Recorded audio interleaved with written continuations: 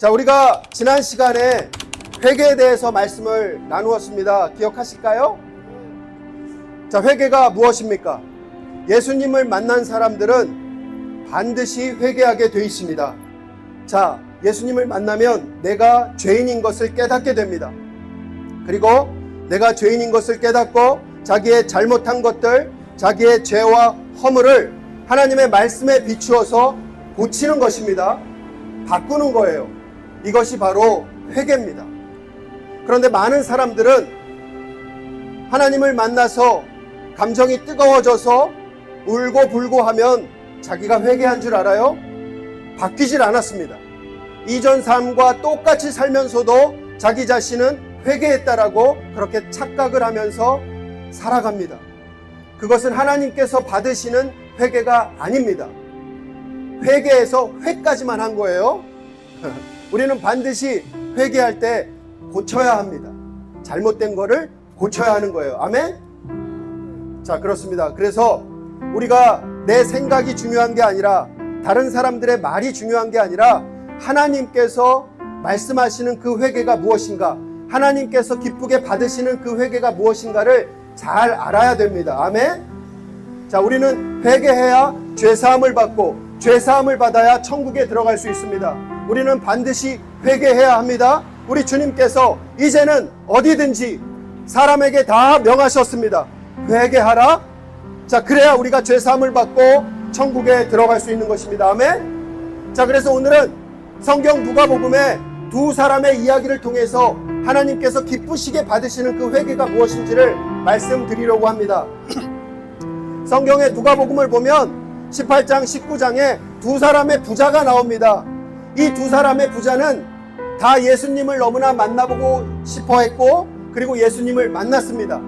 첫 번째 부자는 이름 없는 부자 관원입니다.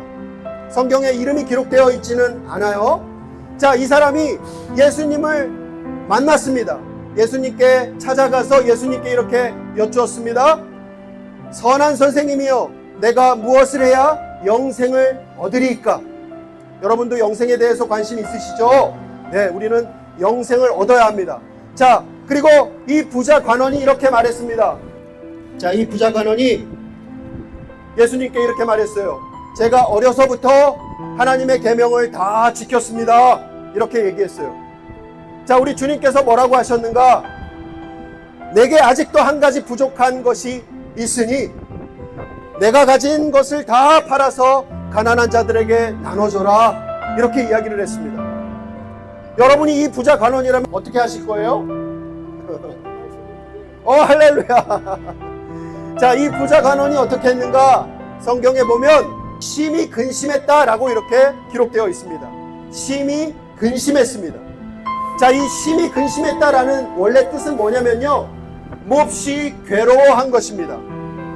몹시 슬퍼한 거예요. 자, 이 부자가 몹시 괴로워하고 슬퍼했을 때 밖에서 다른 사람들이 보면 어땠을까요? 마치 회개한 것처럼 보일 수 있습니다. 그렇죠? 사람들이 회개할 때 많이 괴로워하고 울고 불고 그렇게 합니다. 자, 그런데 이 사람은 회개한 게 아니었습니다. 자, 왜냐? 이 사람은 큰 부자라고 기록되어 있어요. 자기가 큰 부자이기 때문에 주님의 말씀, 주님의 명령을 들을 수가 없었습니다. 자기의 것을 가난한 자들에게 나눠줄 수가 없었습니다. 그래서 심히 근심했던 거예요. 그리고 그는 예수님의 명령을 거부하고 자기의 길로 돌아갔습니다. 이게 첫 번째 부자 관원의 이야기입니다. 자, 그리고 두 번째 부자가 있습니다. 누가복음 19장에 세리장 삭개오입니다. 들어보셨죠? 자, 이 사람도 부자입니다. 이 세리장은 당시에 백성들에게 세금을 걷어서 로마에 상납하던 매국노였어요. 백성들에게 미움과 질타를 받던 아주 피도 눈물도 없는 그런 사람이었습니다. 그렇게 부자가 된 것입니다. 자, 그런데 이 세리장 삭개오도 예수님을 너무나 만나고 싶어 했습니다. 예수님이 그 지방을 지나가신다라는 소식을 듣고 예수님을 만나기 위해서 나갔어요. 그런데 인파가 너무 많았습니다. 그 인파를 뚫고 이 사람이 키가 작았습니다. 그래서 나무 위로 올라갔어요. 예수님을 만나기 위해서, 보기 위해서. 자, 그때 예수님께서 지나가시면서 삭개오에게 이렇게 말씀하셨습니다. 삭개오야, 속히 내려오라.